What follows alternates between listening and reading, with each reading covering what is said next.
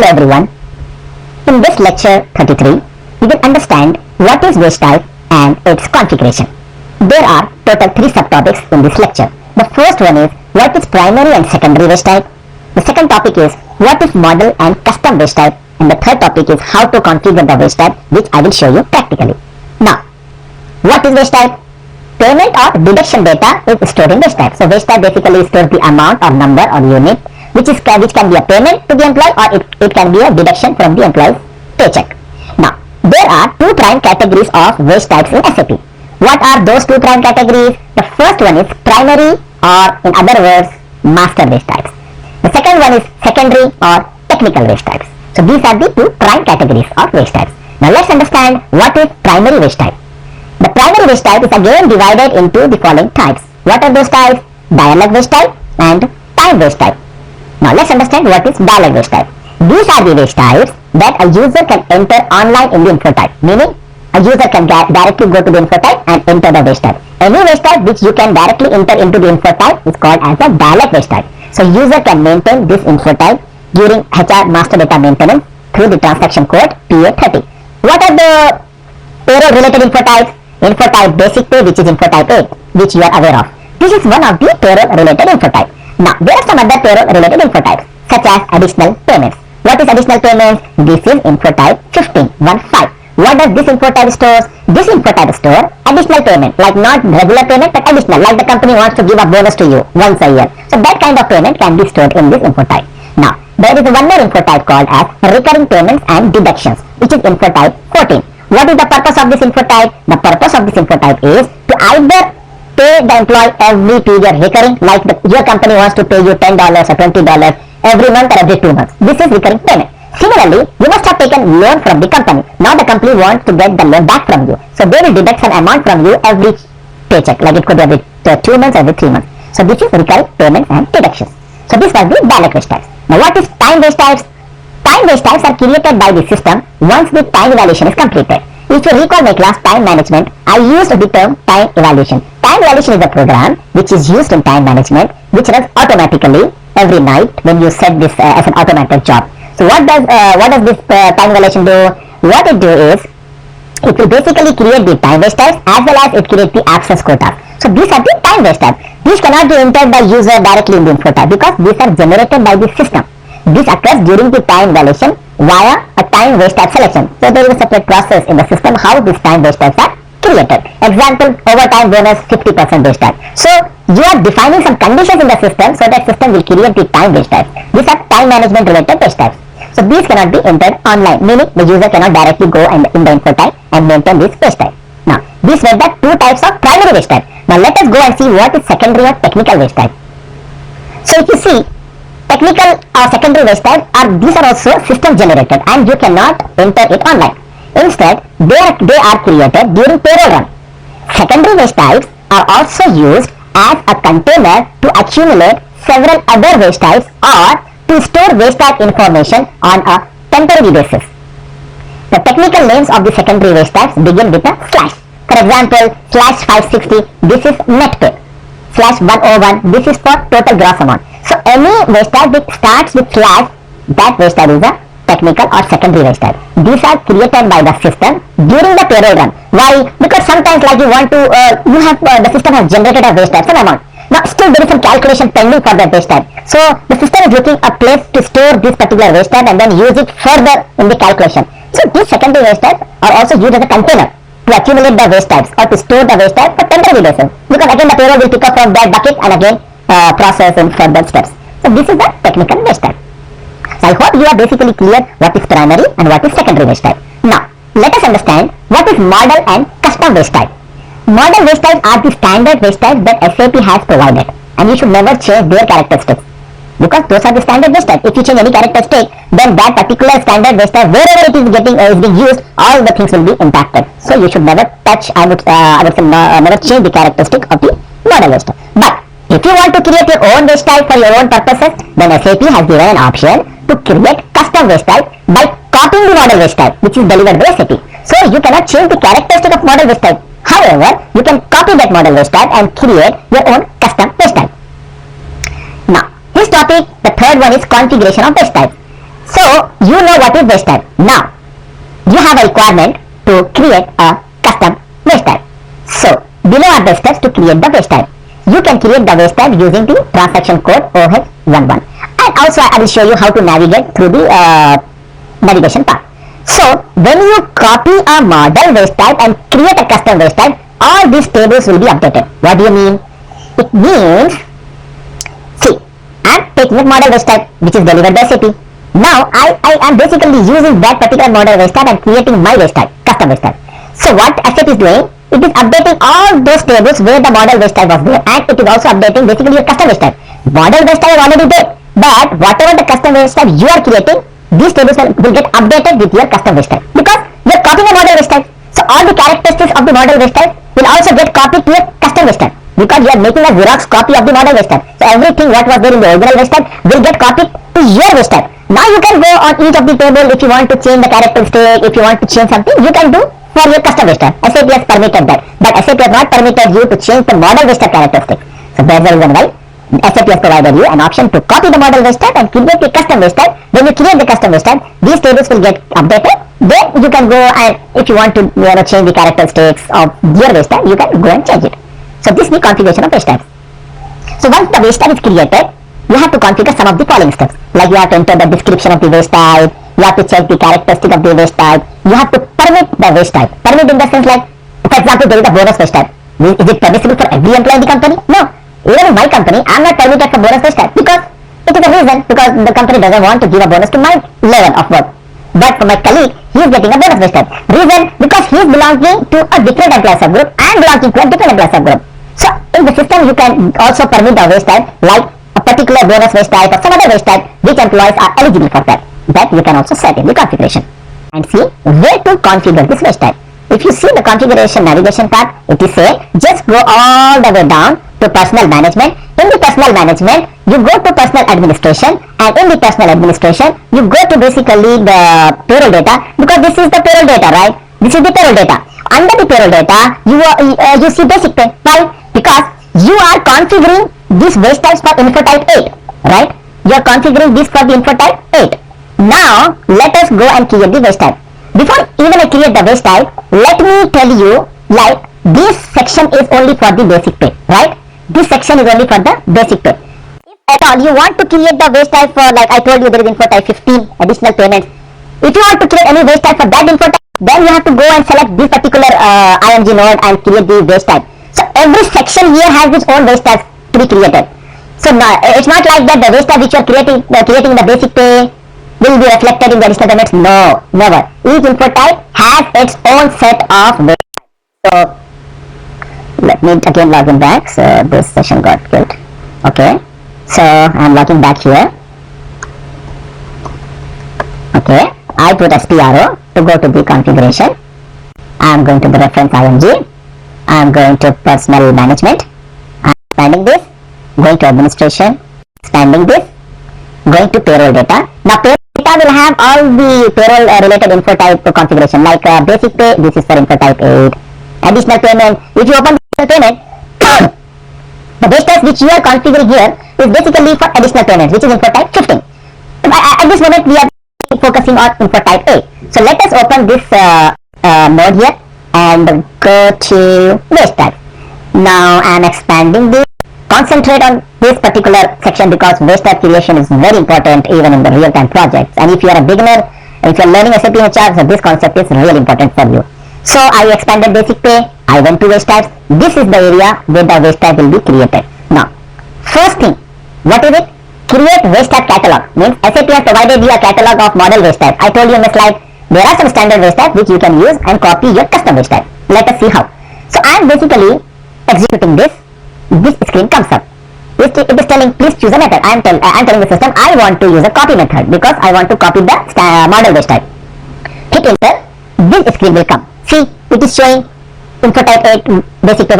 Whatever the base type you are creating, it is basically permitted for info type 8. Reason is because I'll go back. Because you are under basic pay.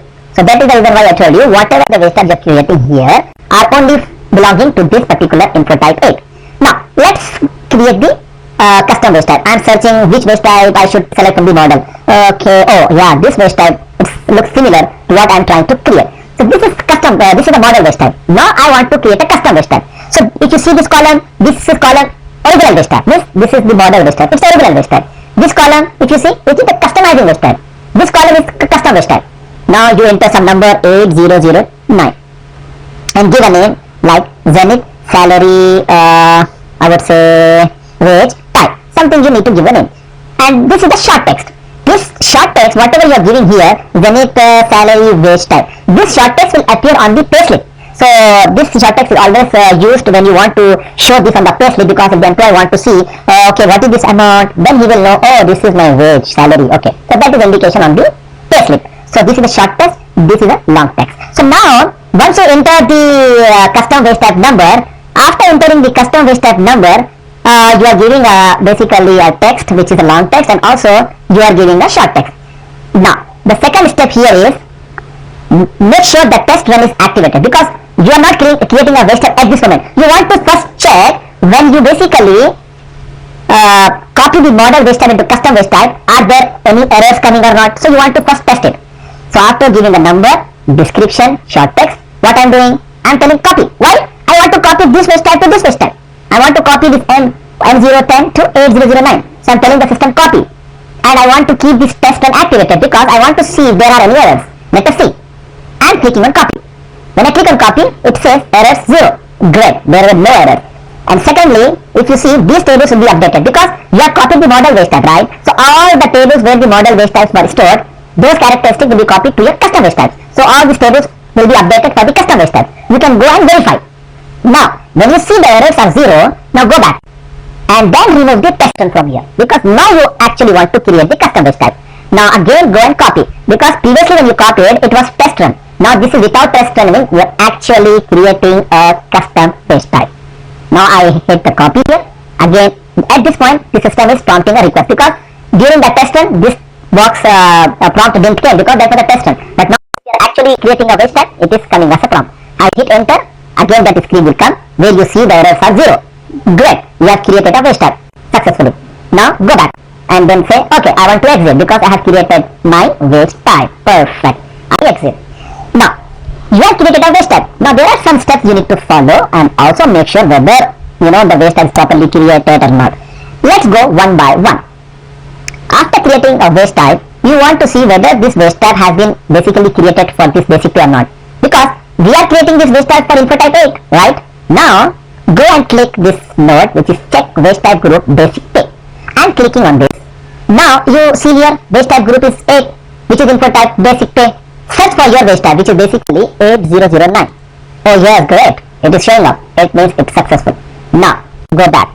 Now you have to see the characteristic of those waste type, whether the characteristics are right or whether you want to change the characteristic. What I am doing, I am opening this particular check waste type. Now just follow the steps what I am following it. Okay, see this video a couple of times and then do it practically. What I am doing, I am clicking on check waste type text first thing, because I want to see whether the text whatever I have entered while creating the waste type, is it showing or not. Click on this and then click on position, because position is where basically which shows you how to search the waste type 8009. So now let us see whether the waste type is there. Oh yeah, this waste type is there, and it says the waste type number, the waste type text, everything is there, right? So what does it mean? It means the text is being created successfully, right? Now you can go back. If there is any change in the text here, you can definitely change the text here. That's the reason why I always say, if you want to do any changes, then you can go here and make the changes. That's the way SAP has given you option, like the moment you create anything, you can go back to those table and make the relevant changes. Okay. Now go back here. The second important thing here is that waste type characteristic. Waste type characteristic is very important. Click on this and search for your waste type 8009. Now see, yes, your waste type is there here. Now you want to see the characteristics. What is that characteristic? I will tell you here. It means this waste type, is it a deduction waste type or addition? It means whether is this waste type used for deducting from employee's paycheck or you are giving something to employee. No, we are adding to total, because this is salary, we cannot deduct it. So that is the reason why I tick mark it, add to total. Okay, What is this input combination? It means if you press F1, it will show you what are the different combinations of this waste type allowed. You will see this amount number in info type 8. That is the reason why it is asking the characteristics, because these characteristics are really important for info type 8. Because this waste type whatever we are creating is specifically for info type 8. So these are the different combination. Whether you can enter amount and number, or amount and number are optional, or whether you want to enter only number not amount. So these are the different combination which I have given here. I meant amount is essential, number is optional. So these are the two characteristics I am using in this particular screen. Now, the one of the important thing is here. This is indirect valuation of waste types. What is indirect valuation? Indirect valuation means in info type 8, you do not want the user to enter the amount for the waste type. You want the amount to come automatically, directly, so that user should not worry about the amount. The moment the user enter the waste type, amount should come by magic. I would say by magic, automatically. He should say, oh, where the waste type is coming from, amount. Just to give that amount coming automatically is indirect valuation. Means the system is valuating indirectly back behind the screen, not on the front end. It is calculating everything behind the screen, and that amount is populating on the info type 8. So user will, he or she will not be worried about the amount because it is coming automatically. So this is some of the parameters which you need to make a note of. The parameter here is, first thing is indirect evaluation module. The name of this is tariff. Don't get confused with this module name with the feature tariff. I have seen many consultants, freshers, they always get confused. Even in the interview, when I ask, they say, oh, this tariff means feature. No, this is separate. This is indirect evaluation module name. SAP has given so many module names, but I am using tariff. Why? To indirectly evaluate. What I am evaluating? These are some of the variants. I am using the variant B. I'll tell you why I am using the variant B so that it will be more clear. I am using the variant B. Good. It says this is basically tariff, and this is basically module variant, which is B. What it does, if you enter these two parameters here, then it will take the amount from a table which I will show you now, and then update the info type 8. Just concentrate on this one, what I have done. I have entered the module name tariff, and I have entered module name tariff and the module variant as B. What is rewritable? It means whether you can override the base type amount. So if you see here, it says this option specifies whether or not the amount number or unit base type fields may be overwritten. So whether you want to overwrite or not, it is decided by here. So you are saying, okay, I can overwrite the amount there. So if you want to overwrite the amount there, you can just check box this. Okay. Now I am saving it up. Let us go back. I am going to a configuration where the amount will be picked up, because the purpose of this is basically the moment you enter the module name and module variant, it is going to some table to pick the amount, because these are the instructions for the indirect valuation. They are telling the system, hey, the amount for this waste type will not be entered by user. It is better go and calculate indirectly. Then where is that amount stored? Okay, in my previous lecture, if you remember, I left the topic pay scale group and level. Yes, because here the amount will be stored, and that particular module and variant will pick the amount from here. Let us see what this particular revised pay scale groups and levels means. So let us click on this here. This screen will come up. Okay, what was the pay scale type? ZS. What is the pay scale area? ZC. And then I press enter. This screen came up. I already created some value here for another purpose, but let us create another entry. This grouping is employee subgroup grouping for CAP. CAP. If you remember, we get some grouping number 3 for salary. Yes. That I am entering it here. Now I am entering the pay scale group. I am saying, oh, he is a manager. Good. And for which level? Level 2. Okay. Which base type? The one which we created. What is the start validity of this base type? This date. End date is this date. Amount I want to give like 870. I am telling, if the employee belongs to this pay scale type, this pay scale area in the info type 8, then if the employee belongs to this group, this level, for this base type, the amount should be automatically come as 870. This is indirect valuation. This is indirect valuation based on the characteristics. If in the characteristic, if you don't enter the module variant as B, then this particular amount will not come automatically in info type 8. So this is very important here. So save here. What did I do? I created a entry for pay scale type, pay scale area, employee subgroup grouping for collective agreement provision. I entered the manager group as a manager. I created a level 2. I gave my base type, whichever we have created just now, 8009, and I gave the amount. Then now system will basically pop up this amount in info type 8 based on these conditions if they are met for that particular employee.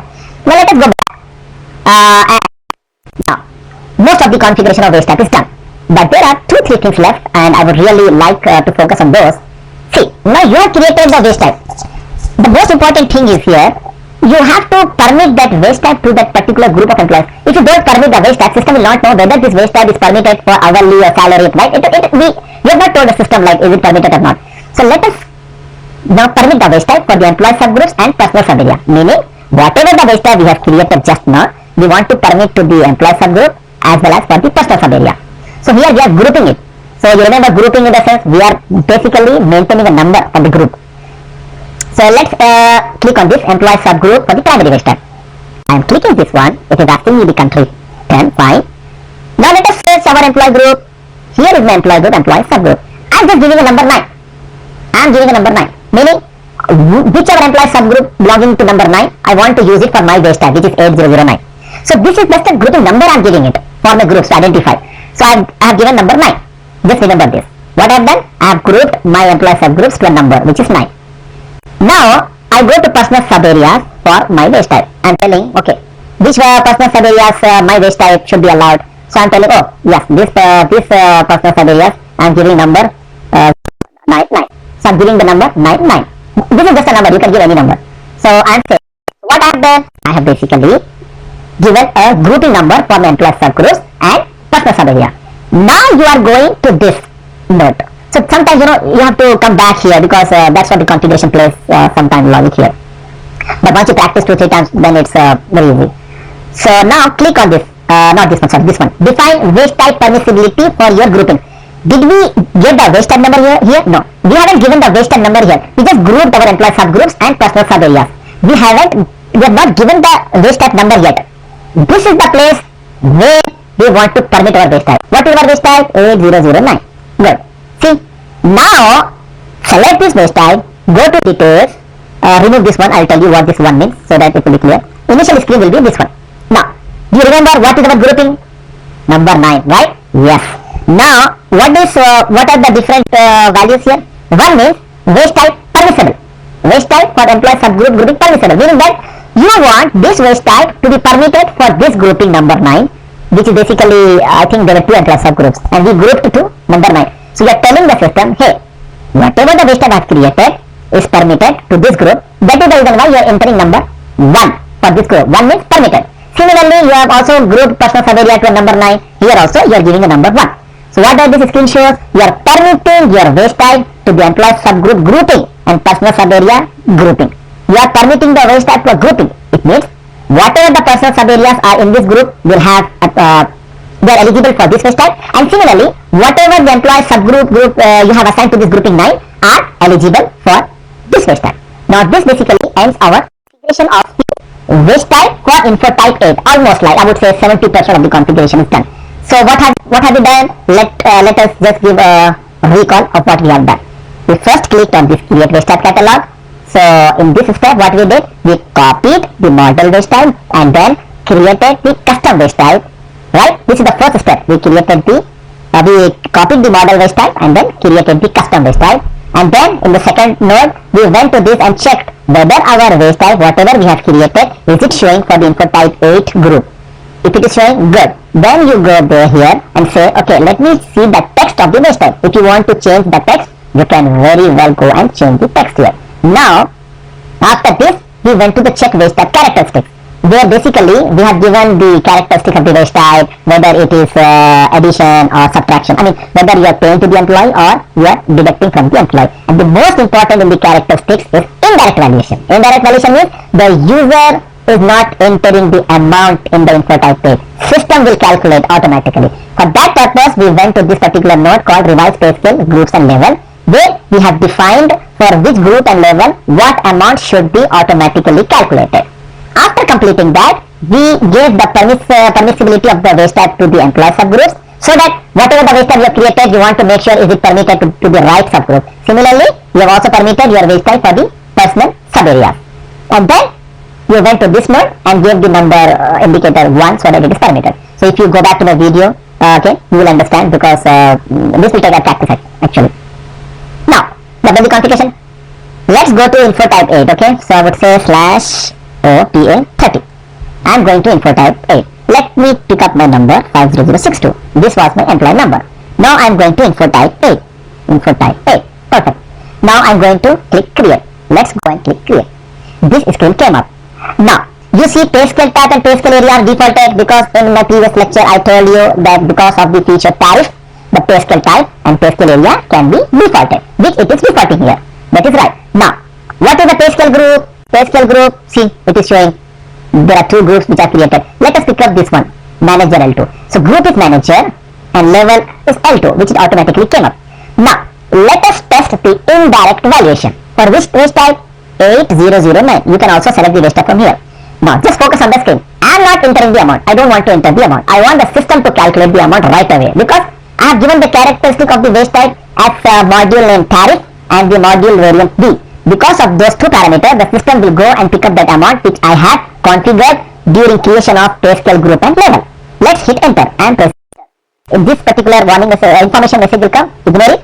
Enter. See, automatically the amount 870 came. Why? Because in the configuration, if you see here, if you go to revise pay scale groups and level here, if you type your pay scale type, pay scale area, if you see this 870 amount, yes, it is coming if the person is a manager and he is a level 2 and for this wage type. But in the characteristics, if you go to the wage type characteristics here and search your wage type 8009 and then go to display here, see here, if you don't enter the module variant B, this amount will not be calculated automatically. That is very important, right? Now, just observe here, this is enabled, right? Basically the wage type you can, these fields are enabled, right? Even the amount is enabled, you can go and change the amount, right? 90089, you can change the amount. Meaning you can change it. Why? Because in the characteristics you have given that this amount, whatever it is getting calculated through indirect evaluation can be changed, can be override. Now remove this one and save the characteristics. Let us, now I am not allowing the system to user to override the amount. Let me go back and again enter here. I am entering here and again I am selecting my group and my level and press okay, I have to enter my wage type number. Now let me press enter. Just observe it. I am pressing enter. Pressing enter. See, this amount came, but this is not disabled. Why? Because in the characteristics you have told the system that it is not permitted to override. So this is very important. So if you permit, then only these things will basically get impacted here. So this was the configuration of the wage type, how to define the create a wage type, how to permit the wage type, how to indirectly calculate the, see this amount, how it is calculating. Even the user is not permitted to change. So this is important. You have to understand how this indirect valuation is calculating this amount. So you can practice yourself, you can put this module and variant and also go back to the particular pay scale group and level here, give your pay scale type and then pay scale level, pay scale type, pay scale area, change the amount here. Change the amount here and again check whether this info type 8 is automatically indirectly validating the wage type or not. So this completes the lecture about what is wage type and what is the method to create a custom wage type. In the next lecture I will explain you what is technical wage type. I don't want to confuse you in this lecture because this lecture is totally dedicated for info type 8, so I didn't want to touch anything technical wage type stuff here. So hope you enjoyed my lecture. Thanks. Bye.